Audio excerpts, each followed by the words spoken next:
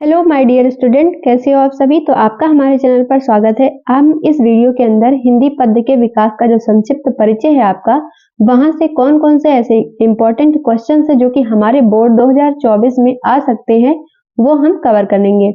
जितने भी क्वेश्चन मैं आपको कराऊंगी इस वीडियो के अंदर, मैं टोटल आपको 50 क्वेश्चंस कराऊंगी, 50 प्लस क्वेश्चंस बल्कि कराऊंगी, जिसमें लगभग 40 सवाल आपके क्वेश्चन आंसर पे हैं और लगभग 40 रचनाओं के नाम और उसके कवियों के नाम मैंने लिख दिया है आपके लिए। तो सभी को अच्छे से पढ़िएगा और जाते जाते एक बार सभी को रिवाइज कर लेना है आपको। अगर आप बोर्ड एग्जाम देने जा रहे हैं तो उसके पहले आपको अच्छे से रिवीजन मार लेना है। चलिए फिर वीडियो को स्टार्ट करते हैं। पहला सवाल आज के हमारे सामने है। पहला सवाल क्या है?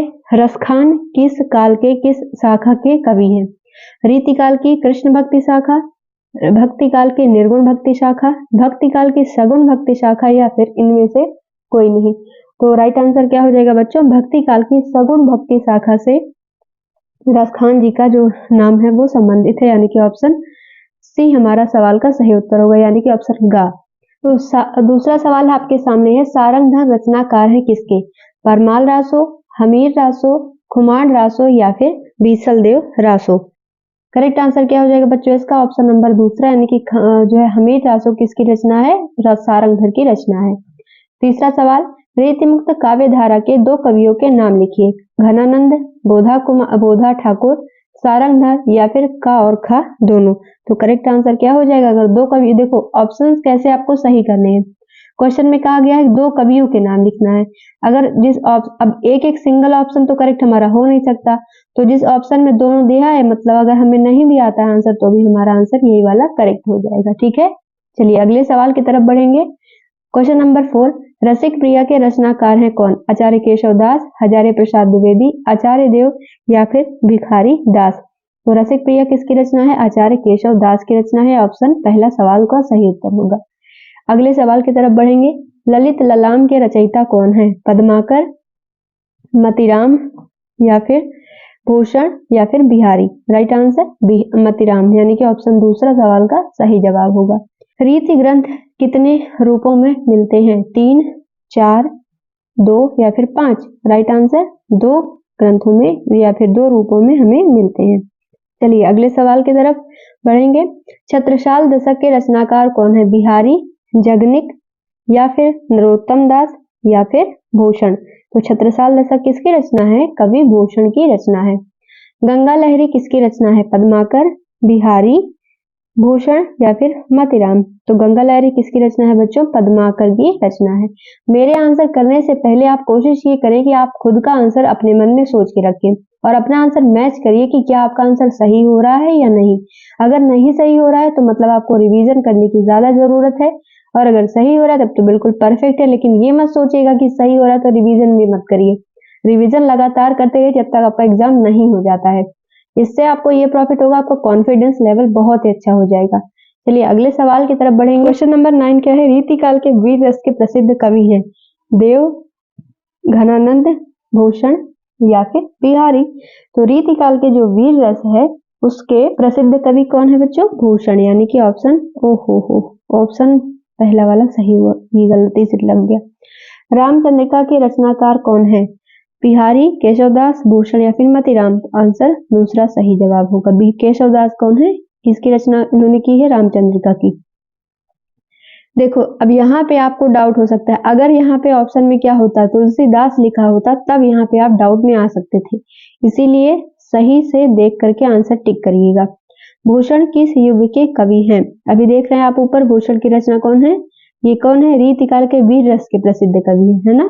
तो अब पूछा गया है, देखो ऊपर है, ऊपर भी लिखा नीचे भी, भूषण किस युग के कवि है? तो ऊपर लिखा है, देखो सवाल में रीतिकाल के वीर रस के प्रसिद्ध कवि कौन है? भूषण। तो यहाँ पे पूछा गया भूषण किस युग के हैं? तो रीतिकाल के हैं। ठीक है, कई बार क्या होता है ना, बोर्ड में ऐसे ऑप्शंस आपको दो एक क्वेश्चन एक दूसरे के जैसे मिलते जुलते मिल जाते हैं, तो एक दूसरे से आप देख के भी आंसर करिएगा। क्वेश्चन नंबर 12, केशवदास काव्य धारा के कवि हैं रीतिबद्ध, रीतिमुक्त, प्रयोगवादी, या फिर रीति सिद्ध।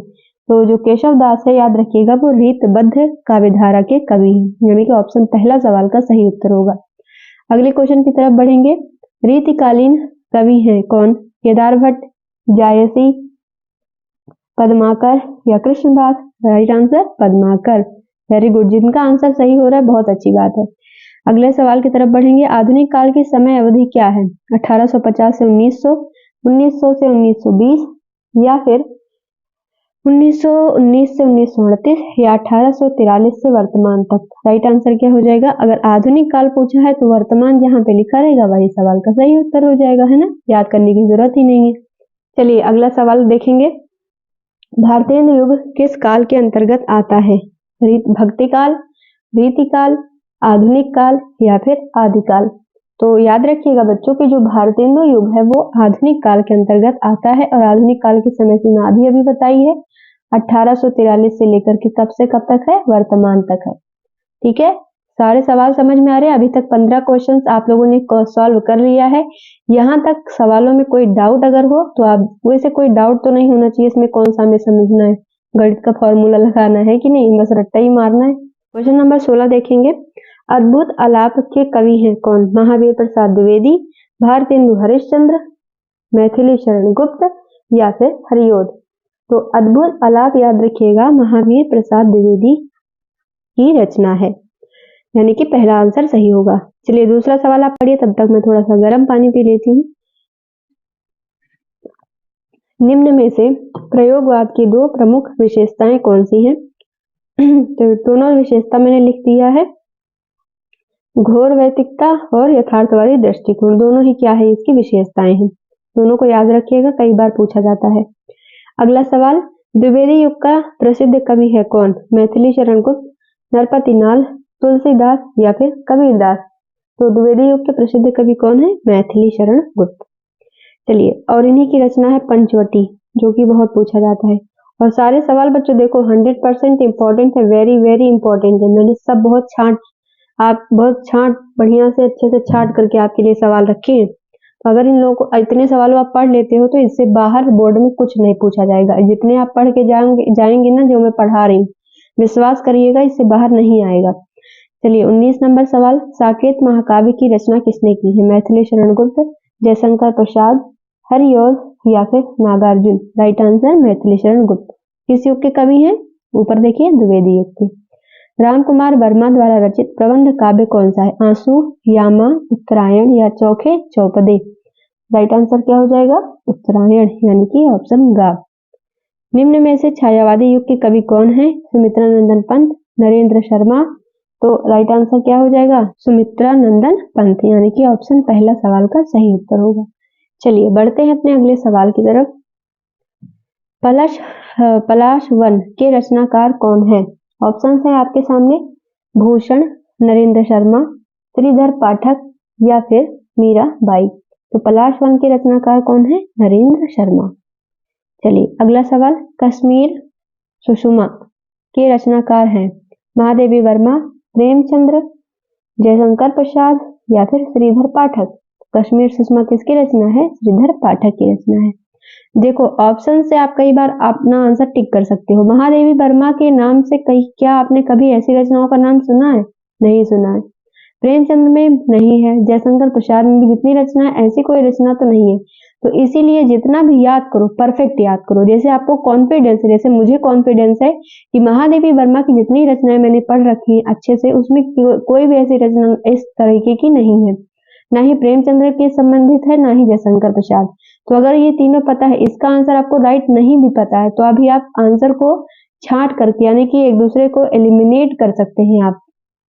देखो मैंने अभी एलिमिनेशन लगाया और आंसर सही कर लिया, क्योंकि कॉन्फिडेंस होना चाहिए। जितना भी इसीलिए कहा जाता है ना, जितना आपको पढ़ना, जितना आप पढ़ो 100% परफेक्ट पढ़ो। कुछ टीचर्स आपको ऐसे मिल जाएंगे जो आपको बताएंगे नहीं बेटा ये भी पढ़ लो, ये भी पढ़ लो, सब इम्पोर्टेंट है। अच्छी बात है इम्पोर्टेंट, लेकिन जितना पढ़ो उतना अपने ऊपर कॉन्फिडेंस रख के पढ़ो कि हाँ जितना हमने पढ़ा है वो बिल्कुल सही पढ़ा है। इसीलिए बच्चों मैं अपनी तरफ से सच में बहुत कोशिश करती हूँ कि आपको इतना अच्छा मैं कंटेंट दूं जो मेरे समय में मुझे भी नहीं मिला है, वो भी मैं आपको प्रोवाइड करूं ताकि आप मेरे तरीके से ना हो। मैंने भी बहुत ऐसे मैंने बहुत अपनी तरीके, जैसे मैं आपको कोशिश करती हूँ कि आपकी हर एक कमियों को मैं दूर करूं। मुझे ऐसा कोई टीचर सच में नहीं मिला जो ऐसा मेरे साथ कर सके। तो मैं इसलिए पूरी कोशिश करती हूँ कि आपको हर एक चीज मैं समझाती चलूं। ऐसा मुझे नहीं लगता कोई टीचर आपको समझाएगा। तो इसीलिए बहुत अच्छे से ध्यान से, मुझे टीचर मत मानो, ये मैंने कभी नहीं कहा। मुझे अपनी बड़ी भाई बहन आप जो भी मान सकते हैं, बस अपना एक बड़ा समझ के रखिएगा। जो चीज मैं आपको समझाते चल रही हूँ बस परफेक्टली उसको पढ़ते चलिए, फिर आप एग्जाम में देखिए क्या आप धमाल करके आओगे। चलिए अगला सवाल, यामा के रचयिता का नाम बताइए। महादेवी वर्मा, सुभद्रा कुमारी चौहान, मीराबाई या फिर अशोक वाजपेयी। तो करेक्ट आंसर क्या हो जाएगा? यामा किसकी रचना है? बताइए। महादेवी वर्मा की रचना है, यानी कि ऑप्शन पहला सवाल का सही जवाब होगा। द्विवेदी युग की कालावधि है 1900 से 1915, 1915 से 1919, 18, 1900 से 1918 या फिर 1918 से 1936। तो करेक्ट आंसर क्या हो जाएगा? 1900 से 1919, 18 तक। Right answer option C. आंगन के पारद्वार के रचयिता कौन है? धर्मवीर भारती, अज्ञेय, मुक्तिबोध या फिर राम नरेश त्रिपाठी। तो करेक्ट आंसर क्या हो जाएगा इसका बच्चों? अज्ञेय, यानी कि ऑप्शन बी। अब अज्ञेय का पूरा नाम भी आपसे सवाल में पूछा जाता है, नाम याद है ना? क्या होता है नाम इनका पूरा? सच्चिदानंद हीरानंद वात्स्यायन अज्ञेय। ठीक है। तीसरा तार सप्तक का प्रकाशित हुआ 1951, 1959, 1943 या फिर 1960। तो जो तीसरा तार सप्तक प्रकाशित हुआ था बच्चों वो 1959 में प्रकाशित हुआ था। अगला सवाल, सुमित्रा नंदन पंत की रचना है कौन सी? ज्ञानदीप, युगवाणी, प्रेम वाटिका या फिर छड़दा। तो याद रखिएगा कि सुमित्रा नंदन पंत की रचना कौन है? युगवाणी। अगला सवाल, साकेत किस युग की रचना है? ऑप्शन है भारतेंदु युग, द्विवेदी युग, प्रगतिवादी युग या छायावादी युग। राइट आंसर द्विवेदी युग, यानी कि ऑप्शन बी। छायावादी युग की प्रवृत्ति है कौन सी? श्रृंगार और प्रेम की बंधन वेदना। तो ये मैंने ऐसे लिख रखा है तो आप इसको याद कर लीजिए। अगला सवाल, देवशिखा काव्य संग्रह रचना है किसकी? महादेवी वर्मा, जयशंकर प्रसाद या फिर सुभद्रा कुमारी चौहान। तो देवशिखा किसकी रचना है? बताइए। महादेवी वर्मा की रचना है, यानी कि ऑप्शन पहला। अगला सवाल, यशोधरा रचना है किसकी? जयशंकर प्रसाद, महादेवी वर्मा, सुमित्रा नंदन पंत या मैथिली शरण गुप्त। तो यशोधरा किसकी रचना है? मैथिली शरण गुप्त की रचना है, यानी कि ऑप्शन चौथा वाला सही उत्तर बनेगा। अगले सवाल की तरफ बढ़ेंगे। प्रिय प्रवास किसकी रचना है? जयशंकर प्रसाद, श्रीधर पाठक, सियाराम शरण गुप्त या अयोध्या सिंह उपाध्याय हरिओद। Right answer Ayodhya Singh Upadhyay Hariaudh. अगला सवाल, महादेवी वर्मा कवियत्री हैं प्रगतिवादी युग की, छायावादी युग की, द्विवेदी युग की या फिर प्रयोगवादी युग की। तो महादेवी वर्मा किस युग की रचना कवियत्री है? छायावाद की है, यानी कि ऑप्शन बी वाला सही जवाब होगा। महादेवी वर्मा की रचना है निहार, युगांत, सांध्य गीत, दीपशिखा। राइट आंसर क्या हो जाएगा? युगांत, यानी कि ऑप्शन बी सवाल का सही उत्तर होगा। सॉरी, यहाँ पे रचना नहीं है, होना चाहिए था। मैं दीपशिखा भी तो इन्हीं की है, सांध्य गीत भी है, निहार भी है। निहार के साथ याद रखिएगा एक निर्जा भी है। निर्जा नाम से एक मूवी आई थी ना, निर्जा भनोट के ऊपर, याद है? पता है कि नहीं? बहुत अच्छी मूवी है। तो बहुत इंस्पिरेशन मिलेगी आपको अगर आप देखेंगे, लेकिन अभी नहीं, अभी बोर्ड एग्जाम है ना, अभी इस पे फोकस करो। चलो ये हमने कंप्लीट कर लिया। चलो कुछ हम रचनाएं भी पढ़ लेते हैं यार। अभी जो मैंने बोला आपको कि मैं रचनाएं आपको करवाने वाली हूँ, तो ये देखो रचनाओं का पिटारा, बहुत सारी रचना लिखी मैंने आपके लिए। चलो देखो कुल कितनी रचनाएं हैं, टोटल नंबर देखो 41 रचनाएं। चलो पहला सवाल, आखिरी कलाम किसकी रचना है? मलिक मोहम्मद जायसी। रास पंचाध्यायी रहीम की रचना है। रसिक प्रिया केशव दास की रचना है। कवि कल्पतरु चिंतामणि, पिंगल चिंतामणि, प्रेम माधुरी भारतेंदु हरिश्चंद्र, गंगावतरण रत्नाकर, वैदेही वनवास हरिओद, पारिजात हरिओद, रसकलश हरिओद, चौके चौबदे हरिओद। अभी पीछे सवाल में पढ़ा भी था हमने ना। अगला सवाल, कामायनी जयशंकर प्रसाद, चित्राधार जयशंकर प्रसाद, कानन कुसुम जयशंकर प्रसाद। सवाल आगे बढ़ेंगे। परशुराम की प्रतीक्षा दिनकर की है, मतलब रामधारी सिंह दिनकर। धूप और धुआं ये भी दिनकर की है, इसलिए मैंने नीचे डैश लगा दिया है। इतिहास के आंसू ये भी दिनकर की है। आंगन के पारद्वार अज्ञेय, पूरा नाम सच्चिदानंद हीरानंद वात्स्यायन अज्ञेय। हरी घास पर क्षणभर ये भी अज्ञेय की है। इंद्रधनुष रौंदे हुए ये भी अज्ञेय की रचना है। सॉरी बच्चों, कितनी नौ में कितनी कितनी नाव में कितनी बार, ये भी अज्ञेय की रचना है। महावृक्ष के नीचे अज्ञेय की रचना है। दिशा निमंत्रण हरिवंश राय बच्चन की है। चार खेमे 64 खूंटे, ये भी बच्चन की है। विश्वास बढ़ता ही गया शिवमंगल सिंह सुमन की रचना है। ये क्या है, इनका टाइटल है, ठीक है। हिल्लेलाल है, किसकी रचना है, शिवमंगल सिंह सुमन की रचना है। पर आंखें भरी नहीं, शिवमंगल सिंह सुमन की रचना है। टोटल कितनी रचना अभी तक पढ़ी, 27। चलो 28 नंबर पढ़ते हैं। नींद के बादल, मैंने पहले लिख दिया था नींद के बादल। नींद के बादल किसकी है, केदारनाथ अग्रवाल। हे मेरी तुम किसकी है, केदारनाथ अग्रवाल। कनुप्रिया धर्मवीर भारती। अंधा युग धर्मवीर भारती। चांद का मुंह तेला मुक्ति बोध। धूप के दान गिरजा कुमार माथुर। नाश और निर्माण गिरजा कुमार माथुर। छाया मत छूना गिरजा कुमार माथुर। गीतावली तुलसीदास। वैराग्य संदीपनी तुलसीदास। युगांत सुमित्रानंदन पंत। लोकायतन सुमित्रानंदन पंत। पंचवटी मैथिली शरण गुप्त। देखो अभी पिछले बताया था ना मैंने आपको, हिमकृतनी माखनलाल चतुर्वेदी। तो बच्चों देखो अभी तक जितनी भी मैंने आपको रचना बताई है, अगर आप इनको 100% फोकस के साथ, कैसे फोकस के साथ और मोबाइल के साथ, बिना मोबाइल के कैसे फोकस करके पढ़ोगे, तो फोकस के साथ इसको अच्छे से पढ़िएगा। जितना भी मैंने आपको याद अभी तक करा दिया है। हिंदी का देखो अब जो है समझ लो ये लास्ट है। अब हिंदी में मैंने कुछ नहीं छोड़ा है जो आप जो है कह सको कि हाँ ये बाकी है। सब कुछ आपको पढ़ा दिया है हिंदी में। अब हिंदी का हमारा जो कंप्लीट है वो हो चुका है कोर्स, है ना। अब आपको क्या करना है, जितने भी वीडियोस मैंने डाल रखे हैं, अभी हो सकता है बहुत सारे बच्चों को टाइम ना मिल रहा हो, तो अभी प्रैक्टिकल वगैरह हो रहे होंगे, तो कोई बात नहीं, अब दिसंबर से शुरू कर दीजिए अपना रिवीजन। जितना वीडियोस मैंने डाला है केवल इन्हीं वीडियोस को पढ़िए। बहुत ज्यादा यूट्यूब पे बहुत वीडियोस को मत पढ़िएगा। जितना मैं आपको करा रही हूँ बस इतना ही पढ़िए। बहुत ज्यादा है ये, इतना ही आप अच्छे से पढ़ लो तो वही बहुत है आपके लिए। 100% फोकस करके पढ़ना।